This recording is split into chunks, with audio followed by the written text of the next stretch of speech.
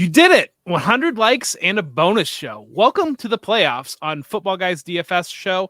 We are going to run through the entire six game slate for week one of the playoffs. I'm going to kick it to Devin, our fearless leader. And Devin, why don't you start us off? And what games should we target? And maybe are there any games that you're staying away from? Well, I think it depends on what slate you're playing. So we need to lay the ground rules here a little bit. We're going to be covering the Saturday through Monday slate. We will give bits and pieces as we go through it for the Saturday slate, the Sunday slate, whatever you might be playing. But I mean, look, Buffalo, Pittsburgh, I think is going to be ugly. Over unders 36, but Pittsburgh, we can talk about that game. That game sneaky could turn into a little bit more than 36 points. Miami, Kansas City at 44. Both pass defenses are pretty good, but that weather scares me a lot. In the sub 10 degree weather, it's going to be windy in Kansas City, tough place to play. So yeah, there's two high powered offenses, but the defenses have been pretty good too. So I think that might be one that I'm going to have some hesitancy around. And then Cleveland, Houston, I think could be a shootout. So CJ Stroud comes back. We saw what Joe Flacco did against this pass defense.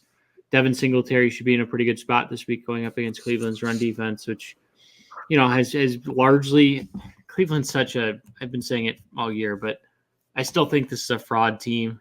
I think it's a team that has had a very favorable schedule, as has the entire AFC North. We saw Joe Mixon. I can't count Joe Mixon, but we saw Breece Hall 2 weeks ago. Joe Mixon doesn't count because they didn't play anybody. We saw Breece Hall have 27 DraftKings points. 2 weeks ago, Devin Singletary only had 9 carries because they fell behind very early, but he was able to get 44 yards in their earlier matchup. So he's a guy that I think could be interesting. And then one more game, I'll just take them all because Phil does it every week, is the Rams-Lions.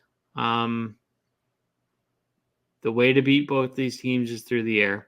And two of the best run defenses, two of the worst pass defenses, revenge game on both sides. Could be a fun Sunday night. Yeah, Sunday night. Will be Sunday night. Phil, what are your thoughts on the slate? I would say that my thoughts for the games that Devin mentioned mostly line up, but I think he did leave me a couple, right? Unless I missed them there. No, left to Green Bay, Dallas. Yeah, Green Bay at Dallas. That's a high total, 50.5 points. Much like Rams at Lions, I do believe in that total. I think it will be a high-scoring game and one that I'm looking to stack from both sides. And then did we touch the Monday game? Philly at Tampa? No. Yeah, so I don't know. Philadelphia has been awful lately, and maybe they don't deserve to be favored, but I've got no faith in that Bucs team beating a defending NFC champion. So maybe some players on the Philly side, but we'll coming see. From the guy who recommended. You're just going to leave the guy him who out recommended there? Baker Mayfield on 7 slates this year. You now have no faith. We'll get to Baker Mayfield. All right, that's a good segue. First, please take a moment to like this video and subscribe to the channel so you never miss an episode. Feel free to comment with your questions on this week's slate. I don't know if we're going to do another show next week or not. I don't know if we want to throw that out there or not, but 200 likes. Fun. 200 likes. Devin has put the number at 200. You guys were at 170 last week. You can get to 200. You can do it. But that I really don't want to show. So if you don't click I won't be mad at you. But if you guys really want to show, 200 is the number. Yeah, I think that's an attainable goal. I have faith out there that in the Twitterverse and the YouTubeverse that you guys are able to do that. So we're not going to split like we normally do between cash games and GPP plays. We're just going to go position by position this week. And that starts us off with quarterbacks. And Phil, where are you landing on quarterbacks in the slate? We apparently know that it's not going to be Baker Mayfield, but maybe there is a little bit of Baker Mayfield in your future. Yeah, so I like a lot of quarterbacks on this slate. I would say that just about all of them are going to be in play for me, with the exceptions of Mason Rudolph. I'm not looking, I don't think, to play him. I think he's going to kind of retreat into his shell and just get blown out of Buffalo. But outside of that, I don't anticipate having a lot of Mahomes or Tua for the weather and defense reasons that Devin mentioned. So I guess I'll kind of start it off talking about, because I like so many, I don't want to go through every single other player. I'll talk about the guys that I like that are over 7K, and then I'll throw it back to you guys. And I think it starts with Dak Prescott at 7,600. We're talking GPPs this week, right? And we're after the highest possible ceiling.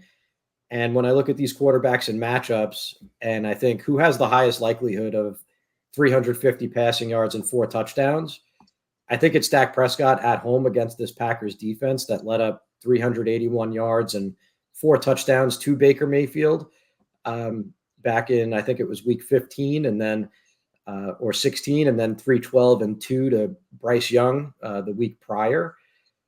Nick Mullins was fine against them in week 17, and then they shut down Josh Fields. But that was mostly due to a terrible offensive game plan by the Bears in week 18. So I think he's going to be the most popular of the quarterbacks. I'm flying blind. I haven't looked at a single roster percentage. I don't think any of them are out yet. Ours aren't out, right, Devin? No. They'll be out tonight, but no. Yeah, so I'm flying blind, but if I had to guess, most people are going to go after Prescott, so you'd have to differentiate elsewhere. I think Josh Allen is in play, even if that game is an under game, just because the Bills are such heavy favorites. I won't have him on too many teams, I don't think. Let's say if I was building 20 lineups, I might put him on 2 or 3 or something like that. Because I don't see Pittsburgh pushing Buffalo to score. And I think I like the Bills' cheap pieces better without Allen in the lineup. And I think I'd rather lean on their running game in that one. So I'll have a little bit of Allen just because he does have a ceiling. And on a slate with 6 games, you can't pass that up. But I see a lower scoring game there like Vegas. And then Jalen Hurts at 7,700. Again, I think you have to play him because he could score 30 DraftKings points. I think Philadelphia finds a way to win that game, and I think that has to go through Hurts because the defense is wretched. Whether or not he could throw the ball with that finger injury remains to be seen, so there's more risk than usual. But that Bucs pass defense has stunk out loud all season long. So the matchup is there, and without presumably Devontae Smith in the lineup, it makes him a little bit easier to stack. So I like Hurts. I like Prescott, Hurts, Allen in that order amongst the expensive guys. Yeah, I don't know how you're getting there, to be honest. For me, I have to go cheap. There's just not a lot of value on this slate. So I'm going back to Joe Flacco. 6,100. All the guy has done is throw 300 yards. So going up against Houston, where he torched them earlier this year, Houston's run defense is really solid. The Browns are somehow favorites on the road, which I have no idea how. But it's an easy stack. I think people are gonna. I don't know. As of now, I don't think a lot of people are going to go that way, just because there are so many good quarterbacks on this slate. But people have been off of him all year, and he continues to produce. The other guy that I'm looking at is Matt Stafford going up against Detroit. Detroit's pass defense over the second half of the season has been arguably the worst in football. Over the last 3 weeks, we've seen Nick Mullins throw for 396 and 2, Dak threw for 345 and 2, and then Mullins threw for 411 and 2. The Rams, you can get the Rams at a very good number to win the Super Bowl. They've won 7 of their last 8. The only game they lost was at Baltimore in overtime. So I think if you're looking for like a dark horse team to make it out of the NFC, the Rams certainly could be in that spot. And it comes down to trusting quarterbacks, and I trust Stafford more than I trust Goff in that game. And then I don't know. How the hell is Jordan Love the number 5 overall quarterback in fantasy football this year? Like, Has there been a least impressive 5th overall? But the guy just gets it done. And at 6,300, it's going to depend on roster percentage, but like Dallas has allowed some big games, particularly recently against the pass. So, Here's what I'll say about Jordan Love. I think if you play him on a short slate like this, you triple stack him in tournaments, because my theory is that it's incredibly difficult to know which one of those inexpensive receivers is going to go off. So if you think, like I do, that the Packers are going to be in a negative game script and throwing a lot, you stack Love with 3 of his pass catchers, and then you play CeeDee Lamb on the other side, and you just hope that Love throws so much and scores so many fantasy points himself that all of those cheap guys get there. And then you play that game that way. Yeah. I mean, I don't know. We can get there on receivers, but Jaden Reed would be my bet. If Jaden Reed's healthy, I think he's kind of stepped up as that top guy there. But I do think that Love is probably maybe the most interesting one on the slate, because I think you've hit on it with the narrative reasons for Stafford. And then you look at Flacco, what he's done recently, and especially what they did against Houston. I think that's going to be fresh in people's minds. And I ask you pre-show, like, how can we not go in that direction because of what happened there? But I do think that wasn't the same Houston team that I think we're going to see on Saturday here. Allen's interesting because there's weather there, and they're supposed to be cold and windy, and they don't really need to do a lot, I don't think, to win that game. But at the same time, he could rush for 2 or 3 touchdowns, add 60 yards on the ground. And I flash back to 2021 when they had that bad weather game against the Patriots, and he threw it 30 times that game. So I don't think they're afraid to throw it with him in those types of games. But I do think that you're looking at that fat middle there of guys at 6,000 to get the savings to go in, and a lot of guys in dome games and a lot of guys in high game script games. We can bounce over to running backs now. And Devin, why don't you lead us off on running backs? It's ugly. It's very ugly. I think there's a couple guys, though, that you could certainly look at. I mentioned Devin Singletary off the start. I think that he's in a spot where he could have a big game, especially if Houston just tries to slow the game down and keep it more of a defensive game and keep their defense off the field. At 5,700, I mean, he's arguably the cheapest starter. Jerome Ford is on there too, but probably not this week for me. Kyron Williams at 7,300, I think, is in a class of his own. And he's not that much more expensive than some of the other guys. So, he's 400 more expensive than Rachaad White. He's 700 more expensive than James Cook. I think you could do worse than going to Kyron. I know the matchup's been difficult against Detroit, but if I think about the NFC North, who really are you afraid of for opposing running backs? So could be an interesting spot this week. And then Aaron Jones, maybe. I don't know. I think that one's tricky. The third running back, Phil, I don't know if you have a guy that you really like. Aaron Jones is probably it for me at 6,300, 20 carries or more. Assuming AJ Dillon is, do we have a status on him yet? I don't think he practiced yet this week. Yeah. Did not practice on Wednesday. So, I mean, if AJ Dillon's out, then Aaron Jones, I think, is in a really good spot at 6,300 he's rushed for over 100 yards in back-to-back games, 20 carries or more in those 2 games as well. So, yeah, I agree on Jones as long as Dillon is out. Kyron Williams is a tricky one for me. He is in a class of his own in terms of workload and game environment, but the Lions have allowed the second fewest normalized fantasy points to running backs this season, second only to the Rams, actually. And no running back has gotten to 70 yards on the ground versus Detroit. Williams isn't always involved in the passing game there, even though maybe he should be. I don't know. I'm definitely not playing zero, but I don't know if he's going to be my highest exposure running back either, even though he is for all purposes, probably the best running back on the slate. I think I like Rashad White.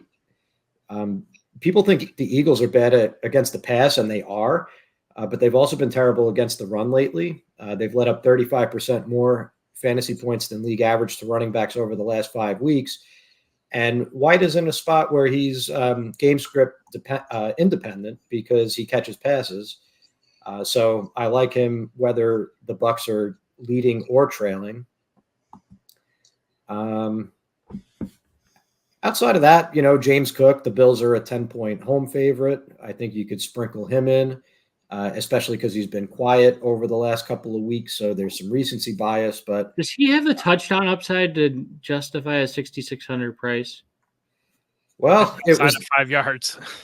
Yeah, I mean, it was there. What was that, like week? Was it 15 or 16 before he quieted down? The Cowboys. So he was putting up some 25 and almost 40-point games. I mean, the ceiling's there. I think it's worth a shot. Probably not a high exposure, but pretty good pivot.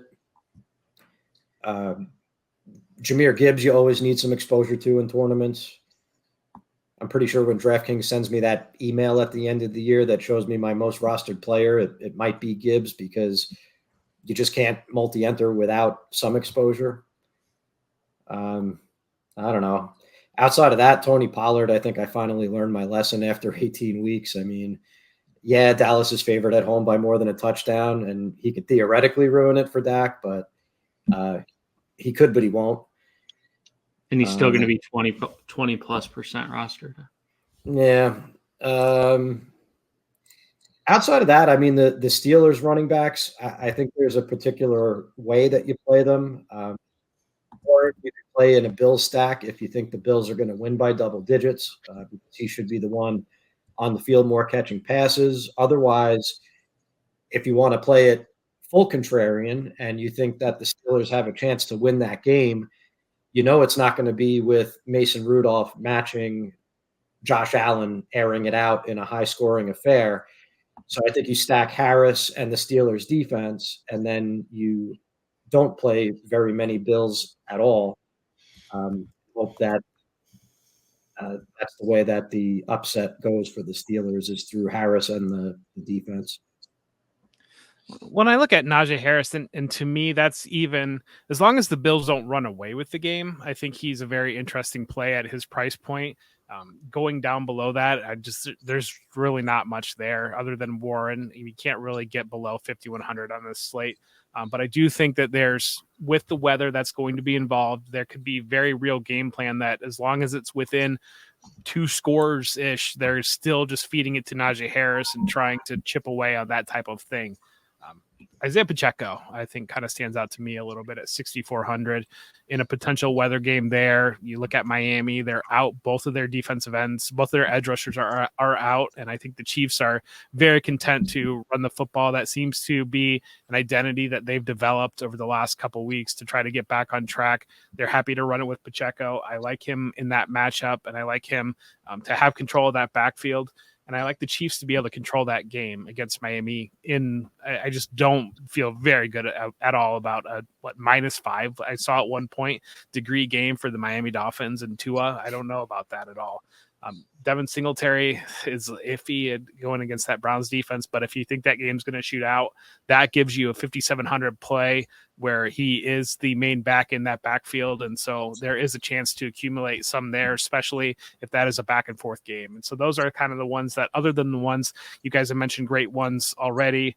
Those are the other ones that I've got in my mind a little bit to try to find a little bit of savings on this slate. But I think the wide receivers might be the most interesting part of this slate. And so, Phil, you want to lead us off? You want to dive into the wide receivers? Yeah, it starts with CeeDee Lamb at 9,000. There's a good chance I'm going to play him in every single lineup, even though he's going to be very high rostered, probably the highest rostered player on the slate. But remember that this week is about, or maybe I shouldn't say remember, maybe I should just kind of make my point first. I think that this week is just as much about raw fantasy points scored than it is about anything else, because there's very few games, right? So there's very few ways to get to a tournament winning score. And with AJ Brown compromised, Tyreek Hill playing in this 0-degree weather game with an implied team total below 20 points, the running backs not in great situations, and really no high-end running backs outside of Williams. Lamb has a ceiling no one else has, and the matchup against I mean, Amon-Ra St. Brown has the ceiling that Lamb has. So I don't know that he does. I think that if anyone comes close, it's him. The Rams are definitely a pass funnel. You got to love Amon-Ra playing at home in the Dome with Jared Goff. I would say, like, in terms of baseline projections, St. Brown and Lamb are pretty close. But if I was thinking about a ceiling, I think I would have Lamb a cut above. And then Puka Nacua, I love him as a one-off and in game stacks. He was just so good down the stretch. Cooper Kupp is definitely going to give you the edge in ownership. So he's also very much in play. But if you ask me, like, which one of those two receivers I could see scoring 35 points in this game, at this stage, it's Nacua. I don't know that Kupp really has that in him anymore.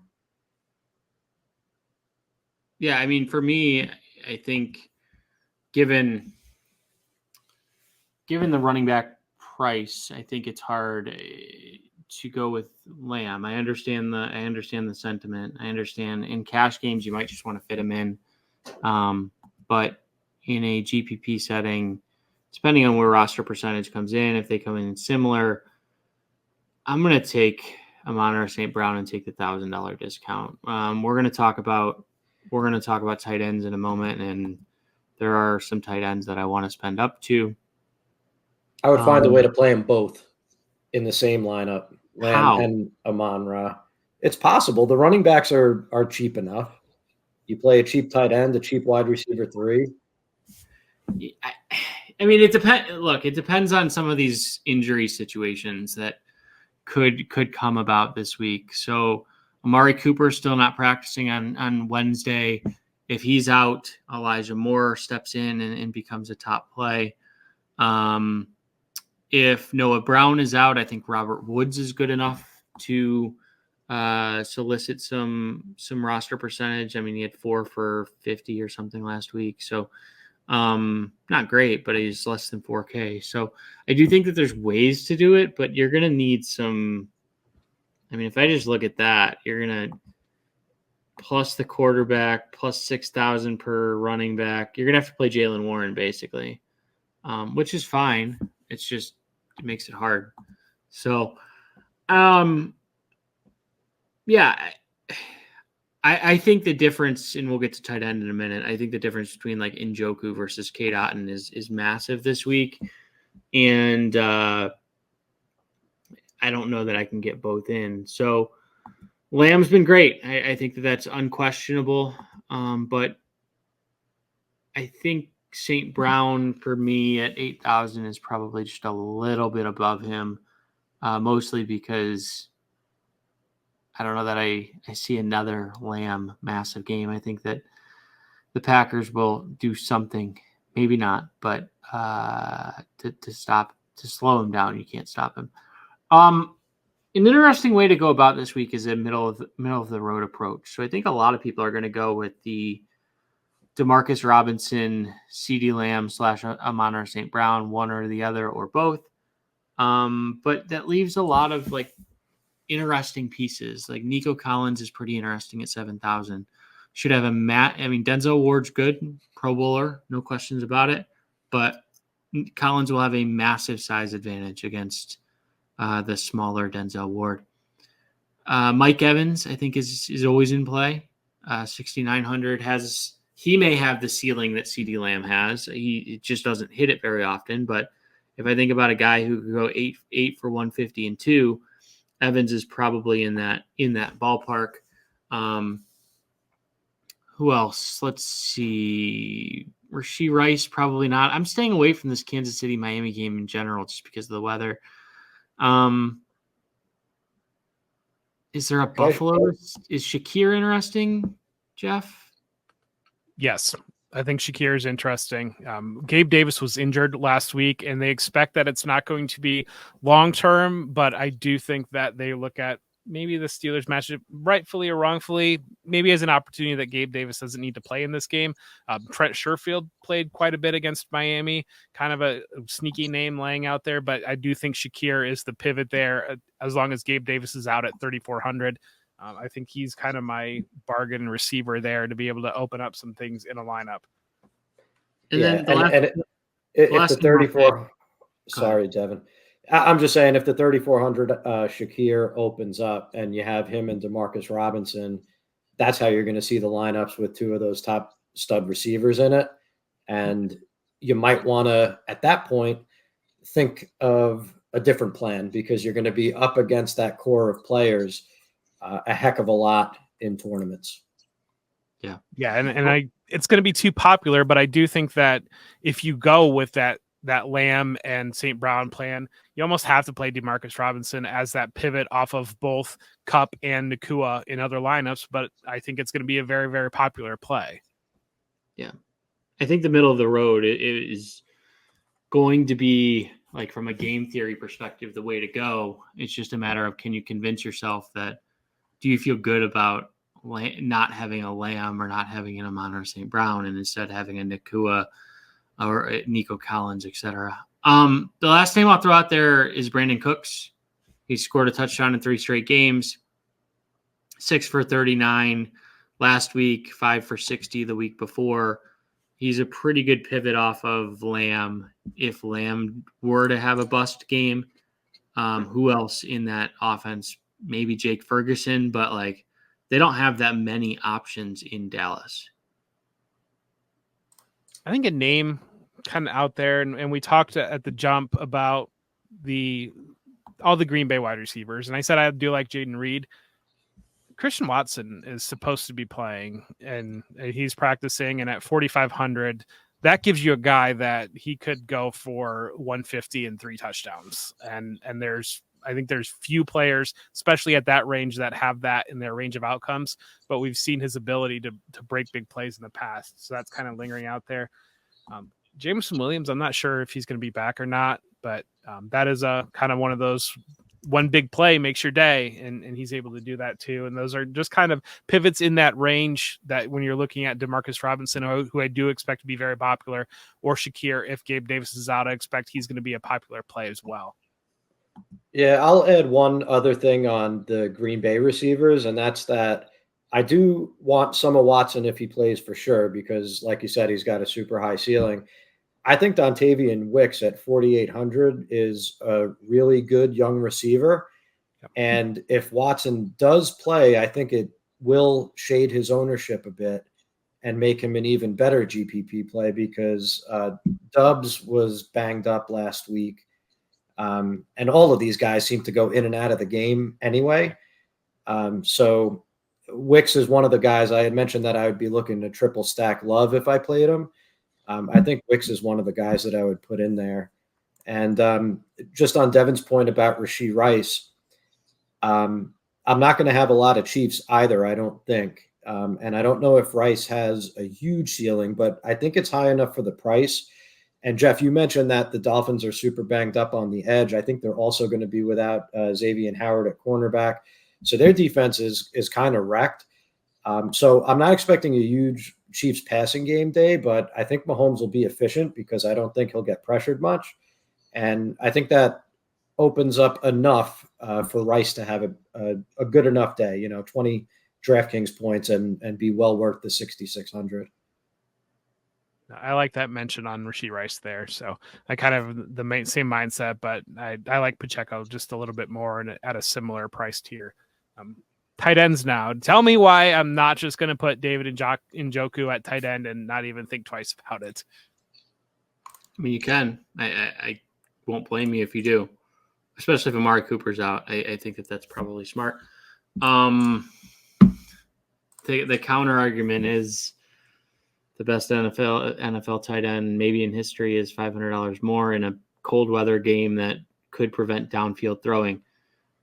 If there's ever a time for Travis Kelce to have like an 11 catch game, this would be it. I don't know that I see it, but I think as a GPP play at 6,100, like, does he have as much upside as Rashee Rice? Maybe. And you could save $500. Does he have as much upside as Chris Godwin at 62? Probably. So, like, could you go 2 tight ends here? I think you could. And I wouldn't be mad at you as far as if you wanted to go Njoku and a cheap guy you could go Kate Otten. I probably wouldn't. I think the value is at wide receiver this week. But if you wanted to go Jake Ferguson, if you wanted to pivot off of a CeeDee Lamb, if you wanted to go Dalton Schultz in a lineup, if Noah Brown and potentially Robert Woods are both out, Dalton Schultz gets really popular. If one of those guys is out, I think Schultz is still in play. But it's not a deep position this week. I mean, Dallas Goedert might get some love, but the 4,800 and with Hurts having a hurt finger, thanks. There's not a lot. Sam Laporta looks like he's not going to play, so I don't know. Yeah, I'll stump for Dallas Goedert just because I'm a fan of the guy. I think Devontae Smith is unlikely to play. Is that the last report that I saw? You guys know? It's Wednesday. Sirianni said he's hopeful. Okay. We're still 5 days out, so there's still a lot of time with it being a Monday game. So I don't even think it's practice yet.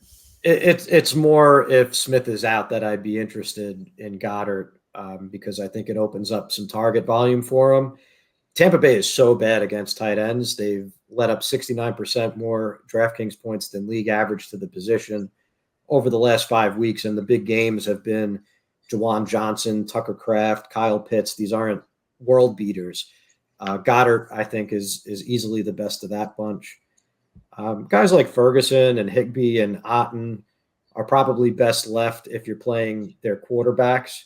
That way you have some added correlation in your lineup and some reduced ownership.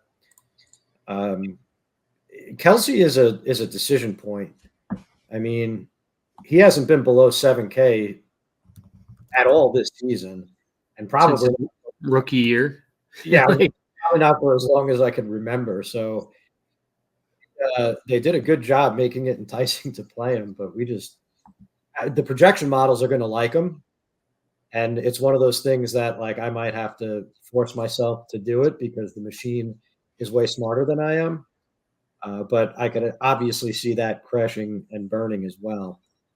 The only issue is you have to think he might not be healthy. And, he hasn't topped 50 yards in his last 3 games, hasn't topped 100 yards since week 6. So hasn't scored a touchdown in his last 6 games. Only one in his last 8.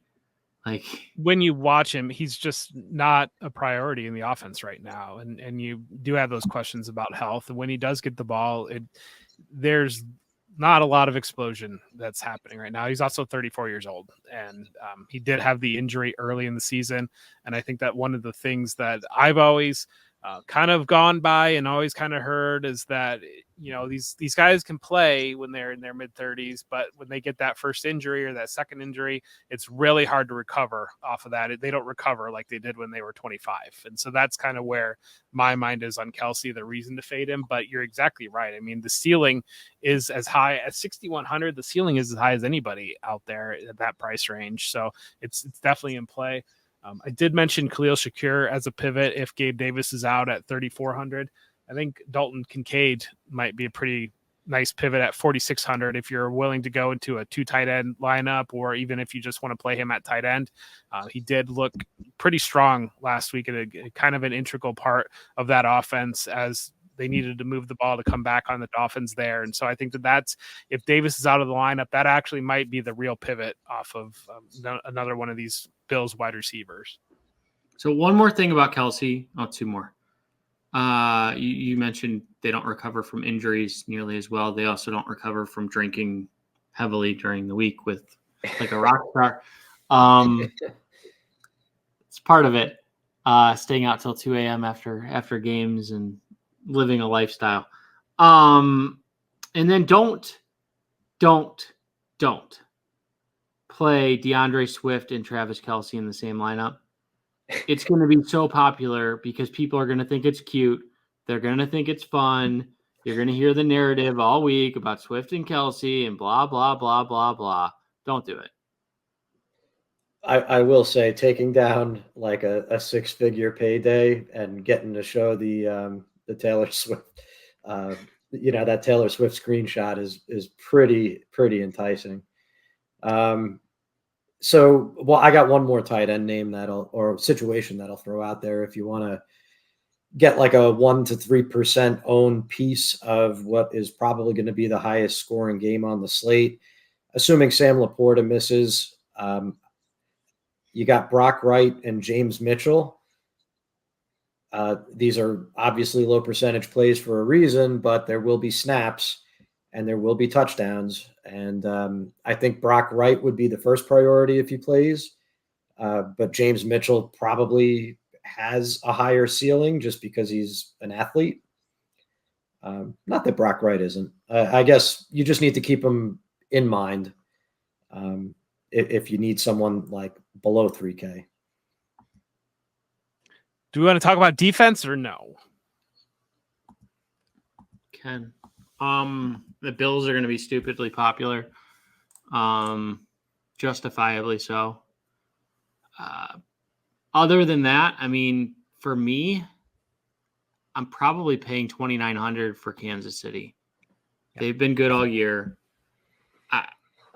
I just think of maybe this is like my warped college football mind, but there was a bowl game like 5 or 6 years ago, maybe a little bit longer.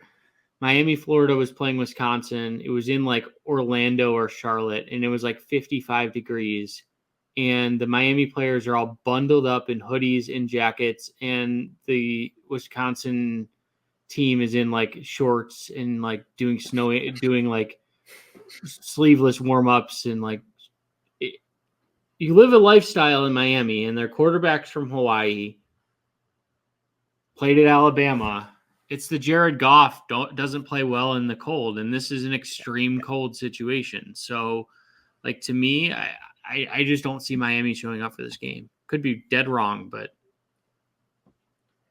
yeah, I would remind people that in every GPP and every DFS slate for that matter, right? You're playing lineups and you're not playing just players. So where you're going to win this week in tournaments is by being right about something that the majority of the field thinks they have right, but is going to get wrong. So just keep that in mind. With like a regular, 10, 13 game slate, it's hard to do this for every game. With a 6-game slate, you should go through it and say, this is what I think is going to happen. If you think an upset is going to happen, think through the most likely scenario of how it happens. And kind of inform your play that way. And it's kind of easy to apply that to defenses, right? Like, I don't think the Texans are going to be owned. Could Joe Flacco implode? Could he throw 4 interceptions? Totally. I mean, that's got to be in the range of outcomes. They're playing at home. They've got an excited he's home. elite. I know he's elite. Maybe Flacco is a bad example, but how about Josh Allen, who's found a way to keep the opposition in the game just about every week, right? If you think the Steelers got a shot, I think I said it before, you got to play that Steelers defense and stack it up with the running game or something like that. That's how you want to be thinking is definitely script each game and tell yourself the story about how it's going to play out. And I think defense is an especially easy position to do that with. That could help you gain a lot of leverage because I think people are going to be on the Bills. People are going to be on the Chiefs. People are probably going to be on the Cowboys. They're all similarly priced. So there's a lot of good leverage opportunities there. And if you get one of these low-owned defenses, you really only have to go super low-owned depending on the tournament that you're in at like one other spot. And then you could play the chalk and your lineup will be in fine shape. So lineups. A real life example of that kind of stands out to me. Flashback to Christmas Day when you had the Raiders and the Chiefs, and the Raiders scoring defensive touchdown, the Raiders defense having control of that game against Kansas City. I don't know that many really had that on their radar. And so that's just one example. And especially those weather games or those quarterbacks that could turn it over.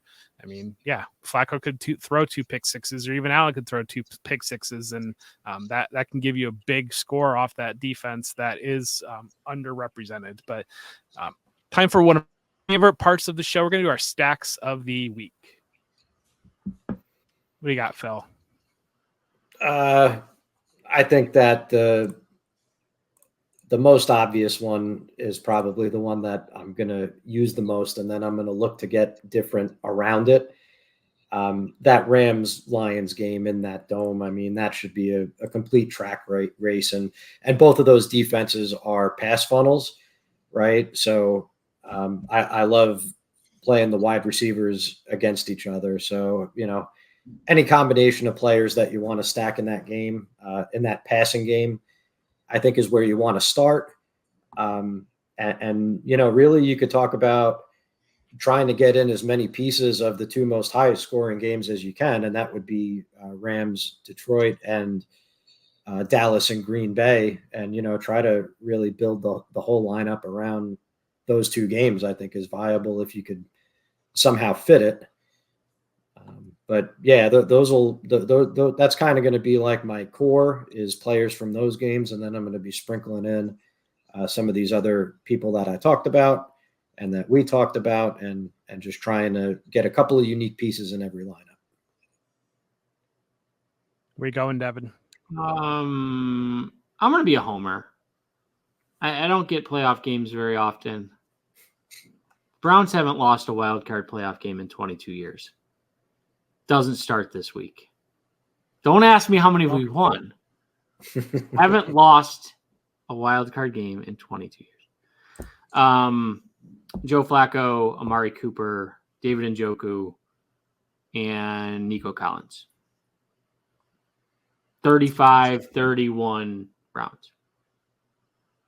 I'm pulling for you, Devin. I'm going to go. You guys left the board wide open, and I'll go ahead and go with Dak Prescott and CeeDee Lamb, the low-hanging fruit. And I think that's what I would expect to be the highest scoring duo out of anybody on the slate. And I think that probably most all would play it out that way. But I'll go ahead and grab the easy one laying out there. But I think that you guys both made great choices. And so I like them both. We're going to do discount play now. What is your discount play, Devin? I think it's DeMarcus Robinson. Unless I mean, it's Elijah Moore if Cooper misses, but otherwise it's DeMarcus Robinson. Yeah, I would say DeMarcus Robinson pretty easily gets my vote at this point in the week. With Khalil Shakir entering the discussion if we find out that Gabe Davis is definitely out. Just for the sake of being different, I think I've talked myself over the course of this show into the Najee Harris Pittsburgh D stack. So give me Najee Harris at 5,100. That guy's had 26 and 27 carries in his last 2 games. And that means that I'm going to go with I'm gonna go Trent Sherfield. He played 71% of the snaps last week against Miami, caught a touchdown last week against Miami. I think most are going to pivot to get Khalil Shakir at a similar price point. I think that potentially gives you some leverage because you're really hoping between the 2 of them to hit a big play. And I think that Sherfield has as good of odds to do it as Khalil Shakir does. And so I'll go off the board a little bit there. That kind of wraps us up, and make sure to like and subscribe. And Devin, you got any words of wisdom for the people? And yeah, don't get to 200 likes. Whatever you do. I don't want to be here next week. Do not. All right. See you, everybody.